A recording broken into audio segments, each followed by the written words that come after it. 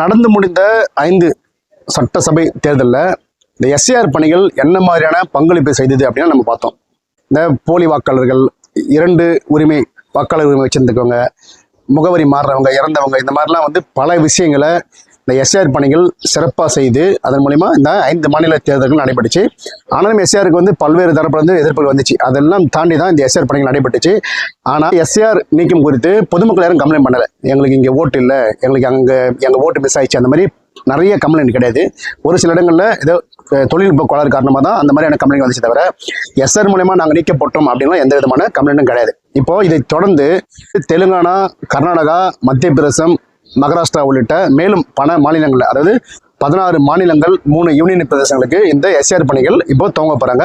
அது ஜூன் மாசத்துலேருந்து ஆரம்பிக்க போறோம் அப்படின்னு தேர்தல் ஆணையம் அறிவிச்சிருக்காங்க. ஏன்னா கூடிய விரைவில் இந்தியா முழுக்க பல்வேறு மாநிலங்களில் தேர்தல் நடைபெறுவது. இந்த தேர்தலுக்கு முன்னாடி இந்த எஸ்ஆர் பணிகளை சிறப்பாக செஞ்சு அங்கேயும் இதே போல இந்த 5 மாநிலங்கள் எப்படி நடந்துச்சு எஸ்ஆர் பணிகள், அதுபோல அங்கேயும் இதே மாதிரி எஸ்ஆர் பணிகளோட சிறப்பு தீர்த்தனம் செஞ்சு இந்த எஸ்ஆர் பணிகள் மூலமா பல்வேறு வாக்காளர்கள், போலி வாக்காளர்கள் நீக்கப்பட்டு அங்கேயும் இங்கே தேர்தல் நடக்க போகுது. இப்போ இதுக்கான பணிகள் ஜூன் மாசத்துல ஆரம்பிக்க போறதா தேர்தல் கமிஷன் சொல்லியிருக்காங்க. இந்த பணியில கிட்டத்தட்ட 3.94 லட்சம் பிஎல்ஓ அதிகாரிகள் பங்கேற்பாங்க அப்படின்னு தேர்தல் ஆணையம் சொல்லியிருக்காங்க. இது மாதிரி தான் இந்தியா முழுக்க தேர்தல் நடைபெற்றால் இப்போ இந்த 5 மாநில சட்டசபை தேர்தலே இந்த எஸ்ஆர் படிவங்கள் மூலியமா எத்தனை பேர் நீக்கப்பட்டாங்கன்னு பார்த்துருக்கோம். கிட்டத்தட்ட தமிழ்நாட்டில் 90 லட்சம் பேருக்கு மேலே நீக்கப்பட்டிருக்காங்க. அதே மாதிரி மேற்கு வங்கத்தில் 1 கோடி பேருக்கு மேலே நீக்கப்பட்டாங்க. அப்புறம் அஸ்ஸாம், கேரளா இந்த மாதிரி இடங்கள்லையும் இந்த எஸ்ஆர் பணி நடைபெற்றுச்சு. இங்கேயே கிட்டத்தட்ட பார்த்தீங்கன்னா ஒரு 2-2.5 கோடி பேர் போலியா நீக்கப்பட்ட போது இந்தியா முழுவதும் இது நடக்கும்போது கிட்டத்தட்ட ஒரு 10-15 கோடி பேர் இந்த மாதிரி போலி வாக்காளர்கள் நீக்கப்படுவாங்க.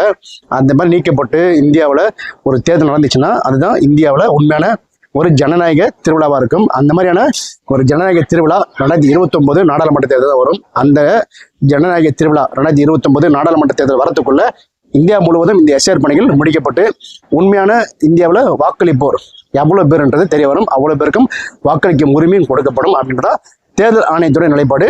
ஸோ இந்த 2029 நாடாளுமன்ற தேர்தலுக்குள்ள இந்த பணிகள்லாம் முடிக்கப்படும் என எதிர்பார்க்கப்படுகிறது.